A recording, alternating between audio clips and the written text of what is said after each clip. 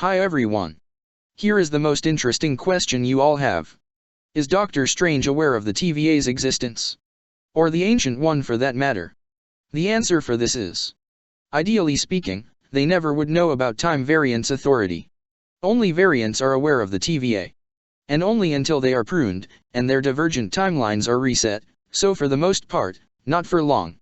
Characters like the Ancient One are too big at this point. When they vary it from their timeline they would cause a branch that would hit the red line fast.